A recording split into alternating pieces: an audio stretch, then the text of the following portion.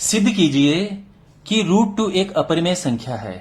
ये question students को बहुत परेशान करता है, लेकिन इस वीडियो में मैं आपको बहुत आराम से समझाऊंगा कि आप कैसे सिद्ध करें कि रूट टू एक अपरिमेय संख्या है। इसके बाद वैसे आप सबके निकाल सकते हैं, आपको रूट 3 भी आ जाएगा, रूट 7 भी आ जाएगा। बहुत आसान है ये। तो मैं आपको ये समझाता हूं, तो शुरू करते हैं। इसके लिए आपको दो बातें पता होनी चाहिए। वो दो बातें क्या हैं? सबसे पहली बात कि यदि p एक प्राइम नंबर है, प्राइम नंबर का मतलब अभाज्य संख्या, यदि p एक प्राइम नंबर है, ठीक है, अच्छा, और p a स्क्वायर को विभाजित करता है,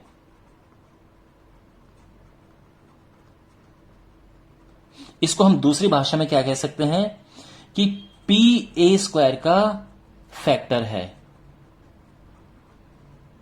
ठीक है, ध्यान रखना, अगर ये इसको डिवाइड कर सकता है तो ये इसका फैक्टर हो गया। तो अगर ये ऐसा है तो इसका मतलब ये है कि p a का भी फैक्टर है। ठीक है, यानी अगर p a स्क्वायर को डिवाइड कर सकता है तो p a को भी डिवाइड कर सकता है। मान लो कोई नंबर, कोई p प्राइम नंबर है, और अगर ये 6 स्क्वायर को डिवाइड कर सकता है तो ये 6 को भी डिवाइड करेगा। ये नियम ऐसा कहता है। तो ये समझ आ गई बात।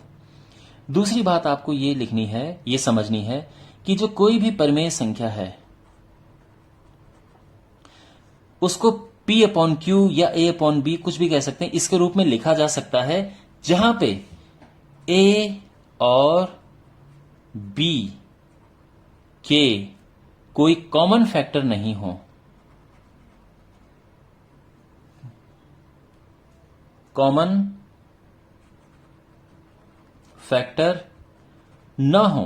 कॉमन फैक्टर का मतलब यह है कि जैसे, यानी उनका उभयनिष्ठ गुणनखंड नहीं होना चाहिए। जैसे 25/35 है तो यहां पे कॉमन फैक्टर 5 है, 5 से ये कटेगा और 5 से ये कटेगा, तो ऐसा नहीं होना चाहिए।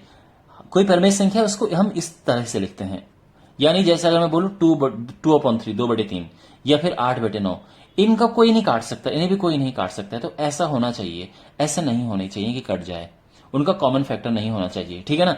अगर आपको ये दो बातें समझ आ गई हैं तो मैं आगे इसे कंटिन्यू करता हूं। ठीक है, अब यहां पे देखो, हमें प्रूफ करना है कि जो रूट 2 है वो एक अपरिमेय संख्या है। तो इसको हम प्रूफ करेंगे किससे? प्रूफ बाय कॉन्ट्रडिक्शन से, यानी विरोधोक्ति द्वारा उत्पत्ति। कहने का मतलब यह है कि शुरू में हम क्या लेंगे, हम ये मान के चलेंगे कि भाई जो रूट 2 है वो एक, हम क्या मान के चलेंगे कि जो रूट 2 है ये एक परिमेय संख्या है। बाद में हम ये देखेंगे कि परिमेय संख्या के लक्षण तो कहीं दिख ही नहीं रहे इसमें, यानी हमने गलत सोचा था और वो एक अपरिमेय संख्या है। तो इस तरह से हम करेंगे। ठीक है, तो हम लिखे चलेंगे कि माना रूट 2 एक परिमेय संख्या है।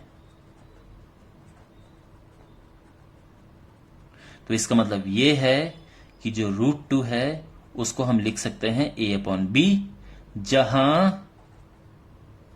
a और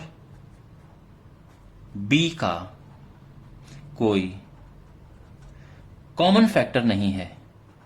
दोनों का कोई कॉमन फैक्टर नहीं है, जो मैं आपको यहां समझा रहा था। कॉमन फैक्टर नहीं है, इस बात को हम ले लेंगे इक्वेशन नंबर 1। अच्छा, और ये हमारी कल्पना है, हमने ये हमने माना है। ठीक है, ये हमने कल्पना की है। अच्छा, अब थोड़ी सी यहां पे कैलकुलेशन है, तो देखो हम क्या करेंगे, यहां पे क्रॉस मल्टीप्लाई करेंगे तो ये आ जाएगा a बराबर रूट 2b आ गया। अब दोनों साइड हम स्क्वायर करेंगे तो a square is equal to आ जाएगा 2b स्क्वायर। यहां तक ठीक है, इसको हम नाम दे देते हैं इक्वेशन नंबर 2। ठीक है, अब देखो यहां पे आप देख सकते हैं ना, a square is equal to 2b square, यानी 2 इसको डिवाइड कर सकता है। तो 2 जो है a स्क्वायर का गुणनखंड है, और इसका मतलब क्या होगा कि 2 a का भी गुणनखंड है। इतना समझ आ गया आपको। अब यहां पे ये वाली थ्योरम काम कर रही है, तो मैं इसको नाम देता हूं इक्वेशन नंबर 3 का। ठीक है, कि 2 जो है a का गुणनखंड है। अब अगर 2 a का गुणनखंड है तो इसको हम क्या लिख सकते हैं कि a बराबर 2c, याद रखना। ठीक है ना, यानी अगर मान लो कि मैं ये कहूं कि भाई 15 3 का एक गुणनखंड है, तो मैं लिख सकता हूं ना कि 15 is equal to 3 into something, वो समथिंग 5 है। तो ऐसे मैंने लिखा कि अगर 2 इसका गुणनखंड है तो a is equal to 2c मैं लिख सकता हूं। अब यहां पे दोनों साइड स्क्वायर करेंगे तो ये हो जाएगा a square is equal to 4c square. ठीक है, अब इसमें हमने इक्वेशन 2 से ये पुट करेंगे इसमें, तो इक्वेशन 2 से हम पुट करेंगे तो ये हो जाएगा 2b स्क्वायर यहां पे रखा हमने, तो ये हो जाएगा 4c स्क्वायर। 2 से कटेगा तो ये आ जाएगा b square is equal to 2c square. ठीक है ना, और इसका मतलब क्या है कि 2 जो है b स्क्वायर का फैक्टर है, b स्क्वायर का फैक्टर यानी गुणनखंड। ठीक है ना, और इससे क्या पता चलता है, फिर वही ये चीज दोबारा आगे सामने कि 2b का फैक्टर है, ये इक्वेशन नंबर 4। अब यहां क्या लिखा है, 2a का फैक्टर है, ये क्या है 2b का फैक्टर है, यानी 2a और b का कॉमन फैक्टर है। तो समीकरण बोलो या सीधे स्टेटमेंट बोलो कि 3 और 4 से यहां से और यहां से क्या मिलता है कि 2a और b का कॉमन फैक्टर है। अब 2a और b का कॉमन फैक्टर है। ठीक है, और शुरू में हमने क्या कहा था कि a और b का कोई कॉमन फैक्टर नहीं है, तो इसका मतलब ये है ये जो हमने लिखा है 2a और b का कॉमन फैक्टर है, लेकिन आप प्रारंभ में हमने माना था कि a और b का कोई कॉमन फैक्टर नहीं है।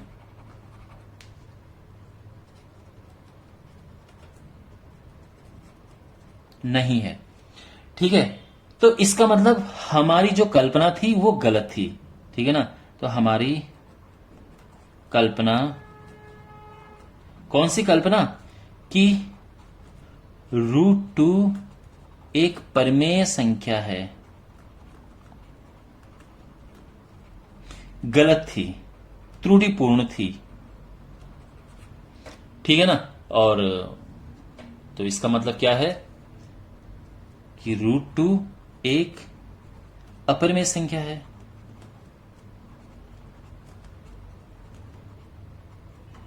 देखो, 2 टाइप की संख्याएं होती है, रियल नंबर केवल 2 ही टाइप के होते हैं, या तो होंगे परिमेय या होंगे अपरिमेय। अब वो परिमेय नहीं है तो फिर अपरिमेय है, तो ये हमारा आंसर आ गया है, ये प्रूफ हो गया है।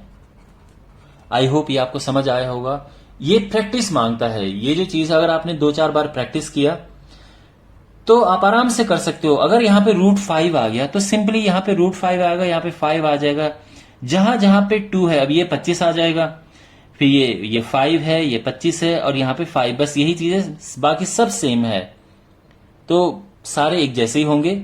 ठीक है, कोई डाउट हो तो मुझे कमेंट बॉक्स में पूछना। And thanks for watching, and मिलते हैं अगले वीडियो में। Take care.